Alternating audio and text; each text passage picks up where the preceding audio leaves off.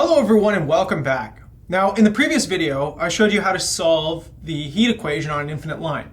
You could do the same thing if you wanted with the wave equation. You would essentially arrive at the exact same problem that we arrived at in the last video.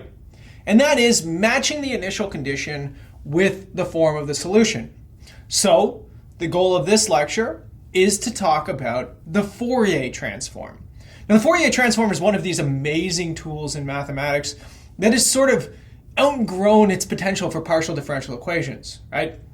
So if you come from an engineering background, you typically see this in the signal processing community. Integral transforms have wide-ranging applications in mathematics. Things like harmonic analysis are using it all of the time, or especially in partial differential equations where it came from. But what I want you to remember as we go through a lot of this is that Fourier was the person who worked on the heat equation. All of these things that we have named after Fourier, right? The Fourier series and the Fourier transform, these were developed as tools to solve the heat equation. So the goal of this lecture is really to provide the Fourier transform, as it's named after Fourier, in the context that Fourier developed it, okay? So let's go back to what we know.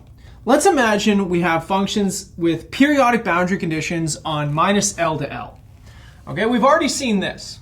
Here's the Fourier series. For every single point in the domain, we have, as long as f is a piecewise smooth function, we can write it like this. And I'm going to use complex notation just to make things more compact, and sort of as we saw in the previous video, minus I n pi x over L on minus L to L. Okay? Now, of course, if f is continuous, the left-hand side here just becomes f of x, but we're going to do this properly, right? And importantly, we know this. We know how to get each coefficient already, right? It came from the orthogonality of all of these terms, but here I get 1 over 2L, and then the integral from minus L to L. It's a projection onto each one of these Fourier modes, here written in the complex notation, e to the I n pi x over L dx. Okay. Now, here's what I'm going to do. I'm going to do what's called the Fourier series identity. I'm going to take this Cn, I'm going to put it into the sum. Nothing fancy, right? This is all stuff you know. You could have done this. So this tells me, here I've got the same thing. So these are, again, just as a quick refresher, these are denoting the limit of x from the right and the limit of x from the left. You need this for the piecewise smooth component of this. N equal to minus infinity to infinity. And then let's just substitute this in. Nothing fancy, okay? This is just all stuff we've done before. We're just putting together a couple different pieces. F of x, e to the I n pi x over L. And then, this is dx, e to the minus I n pi x over L. All right? We need to, let's put a bar over this because it's a dummy variable for integration here, okay? So, this goes here. Sorry about that. Now, the allowable wave numbers, remember, so we talked about this in the previous video. When you have a Fourier series on minus L to L, you're talking about the waves that fit perfectly, periodically into this domain, right? So let's talk about the allowable wave numbers. And I'm going to use this frequency parameter omega. So this is the number of waves you can get in a 2 pi distance. These are, I'm going to use omega sub n because there are countably many of them. And they're going to look like this. They are n pi over L, n pi over L, n pi over L, which I can kind of write this in a different way. I could say that this is the same as 2 pi and then times n over 2L. right? Just multiply the top and bottom by 2, right? But here's the point. With equal spacing, right? So these things are equally spaced. So equal spacing implies this. I'm going to use delta of omega. And it says that this is the distance between consecutive wave numbers. This is just going to be pi over L. Okay? So now here's what I'm going to do. Here is a 1 over L, right?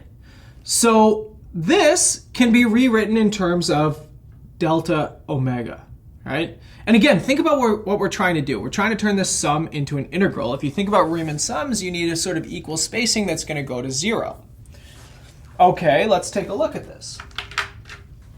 So now, here, I've got f of x plus f of x minus divided by 2 is equal to, okay, now I've got my summation that I had previously, but let's put a delta omega over 2 pi in here. This is just the 1 over L using these different pieces here. And then the integral from minus infinity to infinity of, let's say, f of x bar e to the I omega x bar. Now things are starting to look the way we like them. X bar is just a dummy variable of integration here. I just don't want you to get confused with this x over here, this x here, and this x here. Okay, that's all that this is used for. You can use psi, you can use z, you can use s. I just use x bar, but it's up to you. And then e to the minus I omega x. Now, letting L go to infinity, right? So letting L go to infinity is going to expand this domain, right? This thing is going to approach sort of the real numbers, right? And then this means that delta omega goes to 0 because this is going to shrink, right? So, okay, here's what I'm going to do a little hand waving, okay? This is essentially a Riemann sum now, right? There's a delta, you have a summation. And so essentially what happens here is this thing would converge to an integral in the sort of way that a Riemann sum does. Now I'm not going to do this analytically because it's a bit of a pain. I'm gonna do it heuristically so that you can understand where things come from. And so here's what I get. I've still got this thing on the right hand side. This never depended on L or omega. The only assumption here is that my original function is defined for all r, okay? And now what I get, the 1 over 2 pi never was affected. The summation with the delta and this piece now becomes a nice integral. And what do I have? On the inside, I've still got this integral. So let's keep that. And we're going to talk about what this is in a moment. Maybe you can preempt me. Maybe you're a little bit smarter than I am, or maybe you're just a little bit more clever than I am. Because it took me a little while to figure this out. I get d omega. This thing right here, right? This is a function right here. This piece on the inside, I will call f, capital F of omega. That is the Fourier transform. Fourier transform of f of x. Okay? So this is a function of frequency inside the integral. I put my function f into this thing. I multiply it by these wave numbers. I take an integral. I get a function of omega back. That function of omega is called the Fourier transform. But now take a look at what happened. Well, after putting all of this together, here's what I get. and this is where I think that you're probably more clever than I am. You might have seen this coming, but now it looks like what we were searching for whenever we were working in the last video, that I called it C of x function. Sorry, this is d omega. So remember, our whole goal was to use the initial condition, little f, and identify how it could be written in this form. Here is the answer, right? The answer is that this function of omega, it has to be the Fourier transform of f of x. But what's the Fourier transform of f of x? It's just this integral, right? Integral in, integral out. They go back and forth in the same way that the Fourier series has a projection onto each one of the modes. You can just think of this as a projection onto each of these complex oscillations, but the problem is there's infinitely many complex oscillations. There's uncountably many. So you have to project onto every single one of them all at once. That's where this integral comes from. Okay. Now, what does this tell us? It tells us a little bit of information, right? Because first of all, it tells us that if I know the projection onto frequency space, if I know capital F of omega, I can get this function f back, right? Similarly, if I know the function f, I can get f of omega. So little f of x and capital F of omega, these things are called a Fourier transform pair.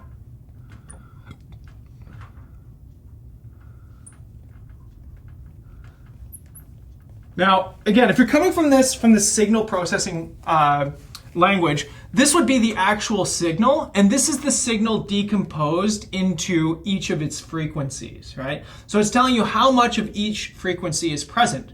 Similarly, one way that we can measure signals is by the frequencies that are present. So you would have this, then you could recover the signal just through this equation right here. Now, we are going to denote the Fourier transform with a sort of curvy f here, okay? So that means that we would write curvy f of little f of x is equal to capital F of omega. I know that there's a lot of f's going on here, right? We use f for functions, so that's kind of a standard thing. But this curvy f, this is for Fourier, right? This is Fourier transform. And you could also talk about the inverse Fourier transform.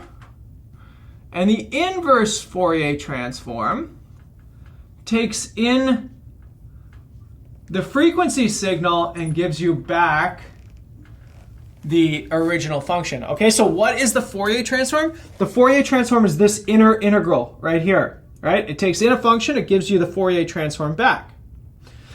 Then what is the inverse Fourier transform? It takes in the signal of the frequencies and gives you the original function back. This is the inverse. Look at them. They're both integrals. They're both integrals over multiplied against complex exponentials. Really, the only thing you have to keep in mind here is which one's negative and which one's positive, okay? And then one of them has a weighting by 1 over 2 pi. That's just to sort of normalize the integrals, right? People normalize it in different ways. Sometimes they split the coefficient up so that both of them have the same coefficient in front of them. In my case, I'm just going to keep this notation right here because, again, this is coming from and is motivated by the heat equation. Let's do an example. Let's find the Fourier transform of a function. So let's find the inverse Fourier transform of a function. Let g of x be a function. And let's suppose that its Fourier transform, okay, is equal to a Gaussian. Here I'm just going to put a parameter beta in here, right? And so what I would like to know is what is g of x, right? So what maps into a Gaussian? Now think about what this would mean. Again, if you're talking about frequency space here, a Gaussian is this nice sort of bell curve, right? So this is saying that most of the energy of this signal, or most of this signal, is concentrated around 0, right? The sort of constant.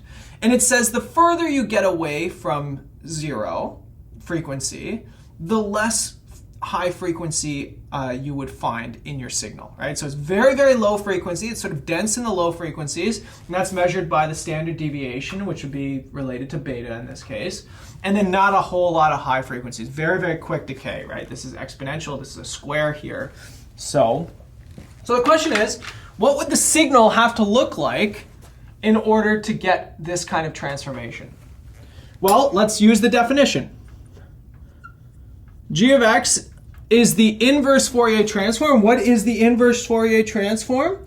It is going to be this thing right here, right? So I get 1 over 2 pi, the integral from minus infinity to infinity of capital G of omega. So let's just call this capital G of omega, which is just going to be minus beta omega squared e to the minus I omega x d omega. So it's just this thing right here, right? The inverse Fourier transform. So I'm going to play a little fun trick here. And what I'm going to do is I'm going to take a derivative with respect to x of my function g of x. Now, of course, I don't know that I can do this, right? I don't know if g is actually a continuous function. I don't know if it even exists. But let's imagine I could, okay? So then g prime of x is going to look like this. 1 over 2 pi, the integral of minus infinity to infinity. And again, I get minus I omega e to the minus beta omega squared e to the minus I omega x d omega. Okay, now what I can do is I can consider this omega as coming from a derivative of this Gaussian term right here, right? So what I could do is I could really write this as I over 2 beta is the integral from minus infinity to infinity of d derivative with respect to omega of my Gaussian, right? So it might be easier for you to go up a step than to go this direction, but I'm just taking a derivative, or I'm just sort of writing things as a derivative has been taken. Now I can apply integration by parts. So here's what I get. I get, so now the derivative here is going to be transferred onto the derivative right here, and I get minus x over, sorry, there should be a 2 pi in here still as well, so this should be 4 pi over 4 pi beta, pardon me, and then minus infinity to infinity e to the minus beta omega squared, and then e to the minus I omega x d omega. Now there is no constant terms that show up from the integration by parts because the Gaussian goes to 0 as omega goes to plus or minus infinity. But now take a look at this. This is just a really simple, this is just my g of x function, right? This is the definition of my Fourier transform right here, sorry. So essentially what this tells me is that I have g prime of x is equal to minus x over 4 pi beta times g of x. This is an ordinary differential equation. You can solve this thing using separation of variables. And essentially what this tells you is that g of x is equal to, well, it's going to be whatever this thing is initially. It's an ordinary differential equation, right? And then e to the minus x squared divided by 4 beta pi. And g of 0, well, you can get g of 0 back from the original Fourier transform. This is going to be 1 over 2 pi, the integral from minus infinity to infinity of a Gaussian function here, because x is equal to 0, so minus omega beta squared d omega, which is equal to the square root of pi over beta. And so therefore, g of x is equal to square root of pi over beta e to the minus x squared over 4 beta pi. Okay, so take a look at what the answer actually is, right? It's a Gaussian again. Gaussian gets transformed to Gaussian, right? And you can go backwards. A Gaussian in frequency space is a Gaussian in signal space. Now here's the interesting thing, right? Ignoring a bunch of the constants, look where the beta goes, right? If beta is very, very small here, this thing is really spread out, right? If beta is really, really small, it's spread out. However, if beta is small, then this thing is very, very thin. So in signal space, it's a very thin, spiky Gaussian, whereas in frequency space, it's a very spread out Gaussian. Similarly, if beta is really big, then in frequency space, it's a very, very thin Gaussian. And in signal space, it's a very spread out Gaussian, right?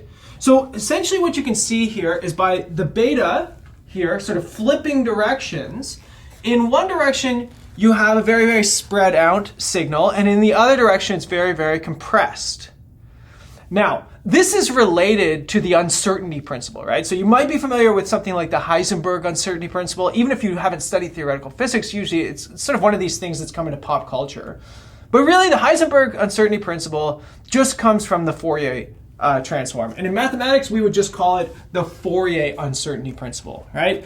And the uncertainty comes from the fact that you're sort of spread out. Your signal is very, very, it has a lot of information in it in one direction, okay?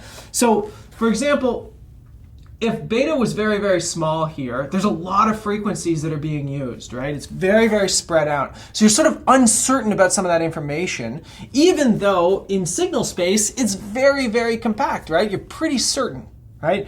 This is at least loosely what one would call the uncertainty principle. Things that you might be very certain of in one space become very, very spread out, and you become uncertain of in another space. But the interesting piece here is that Gaussians go to Gaussians. That's what I think is fascinating about this, right? And you have this sort of reverse spreading. So what we'll do in the next video is we'll look at the Fourier transform again in the context of the heat equation. So I'll see you all in the next video, everyone.